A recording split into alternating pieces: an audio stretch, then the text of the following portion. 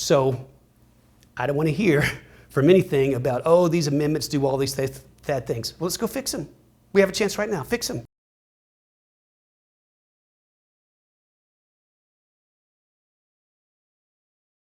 So the last time we talked, we kind of touched on how you were behind these three amendments and have been a big supporter of them. Supportive of them. Yep. We'll keep it at that. And funding what you can and helping where you can. That's right. What's your reaction just to the fact that the two involving immunity with the city being stripped to sue about them following, ordinances or laws, removing that, and then also adding more police officers and then helping them out with their competitive salary, that sort of thing. I think there was some, I would say, unknowns between the opposition and support of this as how it would go. What's your reaction seeing the polling numbers today? Well, we're elated, obviously, and the whole team is elated. We give praise to God because a number of us prayed and fasted over the whole episode. And in the end, we had the most of the media, the Dallas political establishment, they way outspent Dallas Hero, all against Dallas Hero. But Dallas Hero had God and the people on its side, and the people prevailed. And it's very, very exciting to see. What's happened here is that with the Dallas Express, I've polled Dallas residents many times, many different ways over all kinds of issues. And what they say consistently is crime is a very serious, very important issue to them, over and over and over again.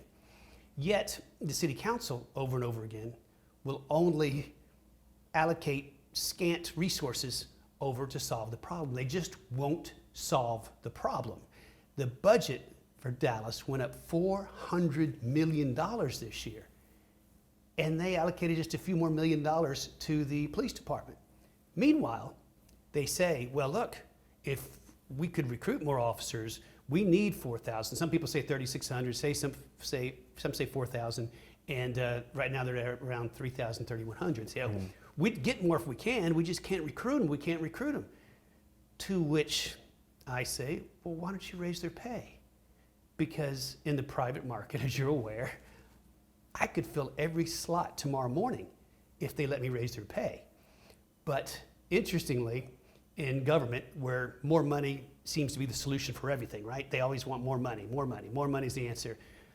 They won't put more money to hiring more police. They just wring their hands, and some of them, I think, actually believe it, that they just can't get these police officers. And some of them are in on it and know that it's just a scam, a mirage. I mean, look at Plano. They don't have any problems. They've got a waiting list in Plano, right here in Plano. Why? Well, their starting pay is materially higher. It's very, very simple. The point is the city just doesn't want to pay. And they don't want to pay because they want to use the money on other priorities. But the problem is, as you well know, they use money on $6 million to count trees, or they all get on a plane to fly to Japan to look at speed trains. These guys wouldn't know a speed train if it bit them in the rear. And they're all on a plane flying to Japan. We're not going to have a speed train happen in Texas for 20 years if it does. People are sick of it. They're sick of politicians saying one thing and doing another. So here in the spring, when they're all up, they're going to be talking about all the things they did to reduce crime. They're going to be out there and strutting around. But when they actually have the opportunity to allocate resources to it, they don't, because they want the money for their pet projects, whether it's something specific in their neighborhood. During this campaign, I cannot tell you how many stories of grift I've heard, where somebody's brother's got a contract with the city over here, and someone's getting this, and this former elected official is getting that, and on and on and on. It's terrible. And no wonder nothing ever happens, because all these people are on the payroll. Their budget down there is $5 billion, which is a lot of money to slop around to people. And in the end, I think that's a lot of the reason why the city works so hard to get some of the business organizations against it, because they're on the dole. They do business in front of the city. They want to build buildings in front of the city. I mean, the fundraising effort blocked out everybody downtown, because everybody downtown, if they jump on this effort, they can never get anything done again. Mm-hmm. Fortunately, we don't do anything downtown. And this is the whole ecosystem, and it's terrible, and it's infuriating, and what it does is it hurts people, everyday people. Most of the crime is in the black community, a lot of crimes in the Hispanic community. They vote for this in greater numbers, at least they were polled, than the white population. They're the ones that suffer for crime, and we need to help them. But the politicians just won't do it. And so this is an attempt to use direct democracy, which, as you know, is used in California and other places, for the people to sidestep the politicians and to decide the priorities themselves. And they have said over and over again on every poll we've done 100 times that they want this problem of crime solved. Downtown Dallas, the crime is so bad, women won't walk down there during the day, and men won't walk down there at night. I was in a group of a bunch of people at a downtown Dallas event, and I said all great things about the city, great things about all the people there, and how I want to move my company down. But I can't. I want to move it from here to downtown Dallas, but I can't because my employees will not have it because it's too dangerous. And Bank of America, by the way, is emptying out their tower and moving a third of a mile out of downtown into uptown, paying 3 times the rent to get away from downtown. And if you ask them why, away from a camera, they'll tell you because of the crime problem. I wanted to touch on just what you mentioned about the democratic process, because this effort is one of its, I mean, like you said, we've seen it happen before. We've seen propositions to change charter amendments happen before. But this one was so unique when it came down to, I think, a group of people, it is called bipartisan, but probably more Republican-led, putting something before voters, having them petition for it. From the petition process all the way to the voting booth, it was successful. Do you foresee this happening in the future more often with Dallas? Because as you mentioned, the red tape is, I think, something that the voters can relate with. First of all, there's quite a few Democrats involved. I know them, very, very strong Democrats. And they were just frustrated. They just can't. I got thanked by one earlier today, and she was just like, Monty, thanks for your involvement in all this, because I'm sick of it, and I can't go out at night. I can't go to places. And so this was a lot of Democrats too, except the far left. At that Dallas Express event, you know about those people that stood up, and I heard it was rough, that people were screaming and wanted to run up on stage after the mayor and former mayor, and that one guy said he's a Democrat, he's from California, and he's sick of Dallas being like this. It's a big bipartisan issue. And as far as what the future holds, I don't know. But the city brought this upon themselves. I mean, the only reason that I'm such a big supporter of this is because the city told us year over year over year that this is a priority and they're going to go fix it. And then they don't. And they do it again. And then they don't. And they go to it. So if the city keeps saying they're going to go do something and they don't do it, yeah, you probably see more of this. I'll probably be involved because we are sick of it. And I think Democrats are as sick of their politicians as Republicans are. I really do. Well, do you foresee any other issues that come to mind that might be something worth, I guess, prodding at, with voters to see, would you want to see this? Because we haven't seen anything, I guess, like you said, happen at City Hall regarding a certain topic. Well, the group of people involved have not gotten together since it, and I, for one, would be supportive of taking another run at that one that didn't pass and getting language that's not so convoluted and making it clear. Because the problem is the city council is pretty scattered, and they give all kinds of priorities to the city manager. And the city manager, instead of trying to do 5 things well, they try to do 500 things terribly. And it's terrible for the city. And there's a report, there's a poll that the city commissions every year. I'm sure it costs them way more than it should, but this is how the city works. And it tells them what these priorities are. and they are generally what was in that other proposition, which is the priorities of street repair, of addressing the homelessness issue, of crime, which was addressed by this, of a good solid business climate for people to be able to have their business in, and one or two others. And the city manager needs to focus on, say, 5 priorities and get them right. The 5 basics of a city, because parts of our city are not livable. They're just not livable. And it's not fair to all the residents of the city of Dallas. You have all these people moving to Dallas in the Fort Worth area every day, 400 a day. They don't move into the city of Dallas. The city of Dallas is losing population. Mayor Tom Leppert, or former Mayor Tom Leppert, touched on that with the city manager, and he said last week at the Dallas Express Q&A, which I thought was interesting. He brought up a point that said, he basically said, if a city manager is tied to a survey, there's always going to be someone out there who's having a bad day, maybe when they take that survey, and that their attention may go to just that versus those 5 things that you're talking about. Instead of maybe putting their attention on the things that matter, they're saying, well, if this is how I get paid, then I'm going to do what I can to influence those who potentially might take the survey. What do you think about that? That's silly. I mean, he's also a fellow Republican. He said he identified as someone who's pretty far right-leaning. Well, I'm not a Republican, but my politics are conservative. Sure. The mayor's just being silly. He knows better. Anybody that's taken statistics courses know that you can poll that out. In other words, the more people you poll, the more odd events like that become insignificant. And their messaging was, it's only 1,400 people. No, that was the minimum set.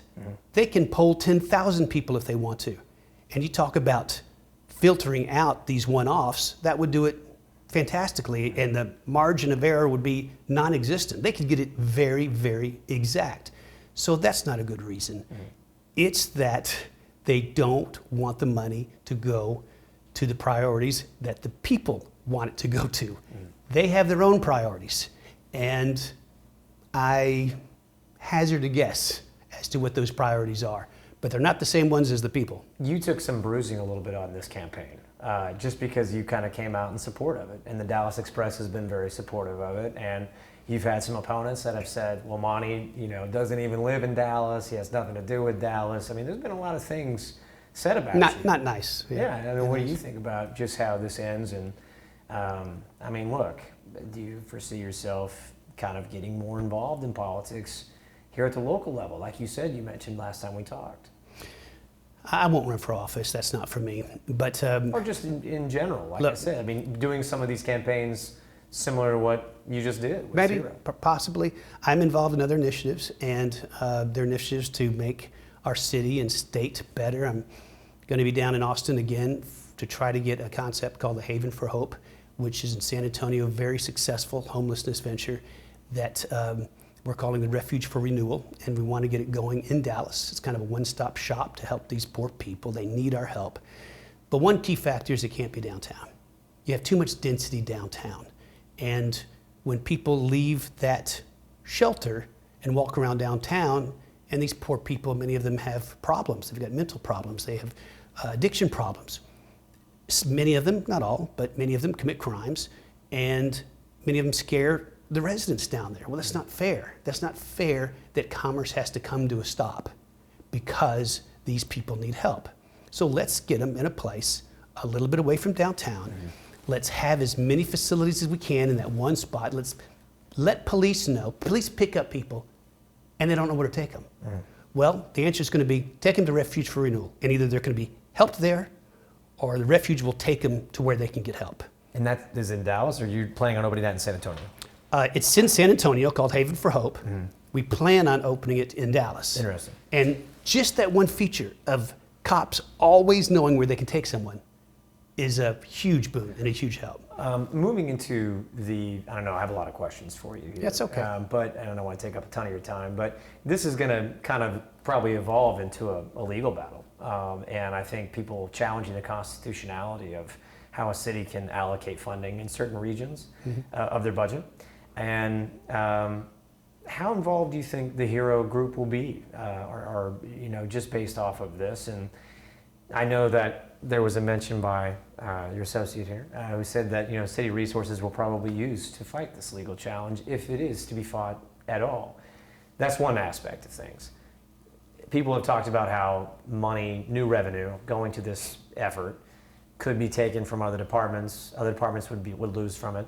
It stops obviously at the 4,000 level. So at that point, it would be a moot point. But how can it come from those when it's just the incremental? Correct. But all I'm saying is that what if the city imposes a new tax? What if they impose new things to fund other departments so that they can follow this charter? There's a couple of ways this could roll down. I mean, are you okay with that? Just being someone who is, kind of supportive of this and the future of it? Well, here's the thing. The city has had a chance to address this problem for years and years and years. And they haven't. And they won't. And they won't listen to people. So a number of people have said, oh, well, this is great intentions, but it's not done the right way. Well, you know what? I like the way Dallas Hero is doing it the wrong way than the way they're not doing it all. And you come to a point where the city council people say they're going to do this, and they don't do it. These come on the ballot, and then the city council votes to sneakily put 3 other amendments on the ballot that cancel out the 3 that Dallas Hero put on, but it's not disclosed. I mean, you talk about sneaky and subverting the will of the people. If you or I did that in another context, we'd go to jail. But that's what they did. The Texas Supreme Court had to slap them down. And then they used lots of resources, and you bet the city used resources against this, because that's how they roll, and it's sad. But now they're already talking about litigation. I mean, how many different ways is the city going to thwart the will of the people? I mean, look at it. It just goes over and over. They're doing everything they can. How about this? How about listen to what the people want and then go and doing it? How about that? And if something comes out a little sideways and doesn't work quite right, I make this pledge here. Can you say that one more time, by the way? Because I picked up my phone at the wrong time. You said, how about this? Can you say that for us, just so we can make sure we get it without interrupting on the sound? Sure. How about this? I make this pledge here now, is that if there are truly implementation problems with these, which I don't think there are.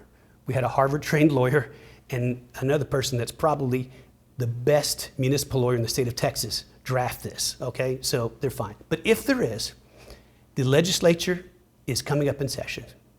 I'm going to be down there working on a number of things. I am happy to work with a city official or whomever, a former mayor, whatever, to correct whatever problems are and get in the state legislature to fix that charter amendment. So I don't want to hear from anything about, oh, these amendments do all these bad things. Well, let's go fix them. We have a chance right now. Fix them. Call me. That's what happened. Well, that's what I was going to get to, is that the group that was against the amendments, saying all propositions S and U and the citizen petitions that preceded them were drafted and sold with language intended to appeal to frustrated voters who do not feel that the city hall is responsive to their needs. There you go. And they will face legal challenges, but the democratic system worked. We lost. I mean, they pretty much kind of came up and said, there's no crying in baseball. Basically. Well, I hope that means then that they won't litigate it, because I've already heard talk about them litigating it, and it's sad, but that's happening. They did proceed with saying that these were sold on a false premise, false promises of more accountability and more police, suggesting that it's impossible to do with these amendments. This is the last question. What do you think about what they have to say? It's impossible to hire more police. I mean, that's ridiculous, right? Do you think that will actually fix the problem, though? It'll go a long way. It'll go a long way. Look, what our past police officer, who did a great job in my opinion, the reason he's been able to get some violent crime down is he's pulled police from all other crime. You're talking about Chief Garcia. Yeah, that's right. You can go drive downtown right now, 120 miles an hour, you're not going to get pulled over, because his philosophy was concentrating it all on violent crime. And that helps on violent crime, but at the same time, what about everything else? They don't have enough officers. They just don't. And the interim chief We'll see what philosophy he has. But they need more. In fact, they've been saying they need more for years and years and years. The city itself passed an ordinance in 1988 saying that they will maintain a ratio of 1 police officer per 1,000 citizens.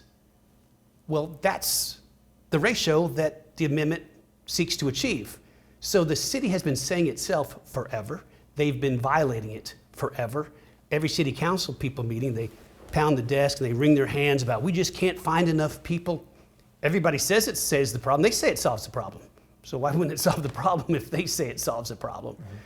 One other thing I'd like to mention that I think you might find interesting is in all of my research, at least, I have yet to find another instance where there's an amendment or some type of something that forces a city to follow the law. Now think about that. You're talking about the immunity. The immunity. Proposition. That's right. And that's all that does, is it takes away immunity so you can force them to follow the law. A lot of people, and I had to talk to Art about this. I believe that's his name. Yeah, the attorney. Yeah.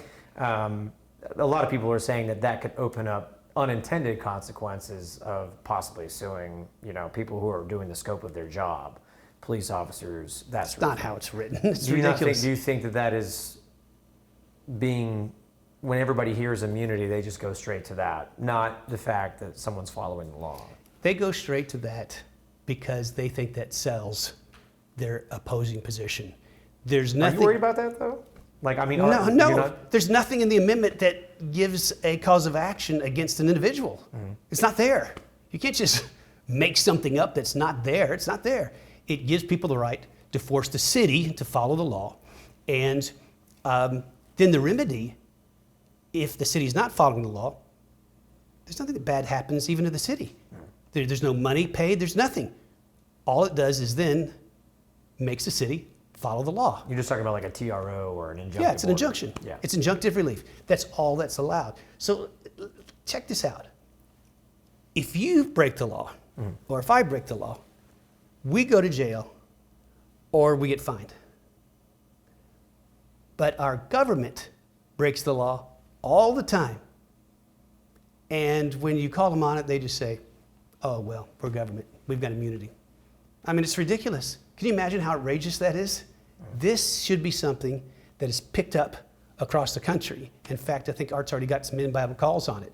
Because Really? it's outrageous. Wow. It's outrageous that the government can just choose which laws they want to follow and which ones they don't. There's state laws they don't follow. They don't follow their own ordinances. They don't follow, it's ridiculous, and that needs to change. That needs to change across the country. Government needs to be accountable.